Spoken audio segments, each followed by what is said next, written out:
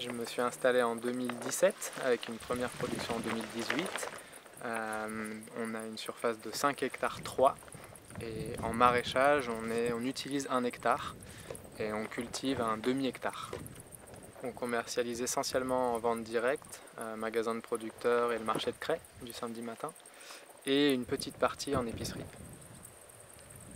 Aujourd'hui c'est possible d'envisager d'être 3 associés parce qu'on a essayé de faire un système qui est assez productif sur la petite surface qu'on utilise. Du coup on a un peu plus de temps de travail par mètre carré qu'on cultive en fait, c'est simplement ça. On a aussi pu installer un pourcentage de serre qui est pas négligeable, qui est de l'ordre de 1/3. Et ça, notre production sous serre, elle est plus intense que la production en plein champ. Parce qu'ici, on l'entend sans doute, il y a beaucoup de vent sur cette ferme. L'intérêt quand même d'ici, c'est qu'on a beaucoup de soleil, puis qu'on a des sols qui sont argilo-calcaires, qui réagissent très bien à la manière dont on travaille. Ici, on ne fait pas de travail de sol, on pose une couche de matière organique en surface, une couche de compost en l'occurrence, compost de déchets verts. Et on laisse travailler le sol en dessous en fait. Avec ce compost, on protège tout le sol et la vie du sol. On les laisse à l'humidité, on les protège du vent, du soleil. Et dans ces conditions-là, c'est assez optimum pour eux pour se développer. Et au final, plus on a de vie dans le sol, et plus on a de matière organique dans le sol, et plus on a, en théorie, une fertilité. Donc la vie s'est fortement développée, on l'a mesuré avec pas mal d'analyses et on voit que c'est très vivant. Et du coup la fertilité a explosé. Et là on est à des rendements qui sont de l'ordre de 3 fois les rendements qu'on avait en première année. Ici on fait que passer la débroussailleuse, on laisse enherber, ça fait une sorte d'engrais vert permanent entre les planches. Et on fonctionne pareil, que ce soit en serre ou en plein champ. Et on ramène quasiment jamais de compost, sauf sur des cultures spécifiques type la pomme de terre. Le challenge de la ferme, c'était de pouvoir avoir une production agricole malgré une ressource en eau qui est faible. Nous, on n'est pas du tout connecté au réseau agricole d'eau. Et donc, on est obligé de faire avec ce qu'on a, avec notre retenue collinaire.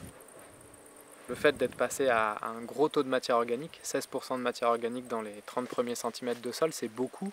Ça c'est comme si on améliorait notre éponge. C'est-à-dire qu'on est capable de garder beaucoup plus d'eau dans le sol. Donc il y a déjà ça qui nous sauve. On utilise beaucoup de toile tissée. C'est pour gérer l'enherbement, mais c'est aussi pour maintenir l'humidité. On se rend compte qu'on est presque 2 fois plus humide dans les sols qu'on protège par toile tissée. L'autre chose aussi, c'est que du coup on a pu optimiser notre système d'irrigation. C'est-à-dire on a tout programmé pour qu'il n'y ait jamais d'oubli de vannes, par exemple, qui resteraient ouvertes et qui seraient un peu une catastrophe pour nous. Donc c'est des électrovannes qui s'ouvrent et qui se ferment. Et pour le coup, les électrovannes, elles n'oublient pas de se fermer. En tout cas, beaucoup moins que nous. Il y a aussi le fait que du coup, on peut avoir des apports très très fractionnés. C'est-à-dire qu'on n'apporte jamais 1 heure d'eau d'affilée, de risque de voir une partie de l'eau, surtout sur la fin de l'irrigation, qui va ruisseler dans le fond et qui ne sera pas accessible pour les plantes.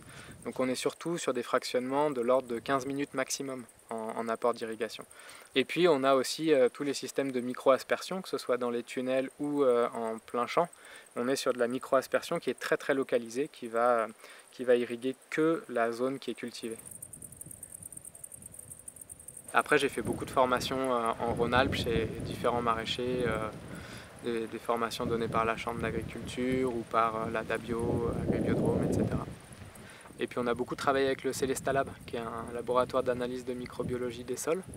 Et ça nous a permis d'apprendre beaucoup de choses de nos sols, parce que ça fait un peu boîte noire parfois, le sol, on ne sait pas vraiment ce qui se passe dedans.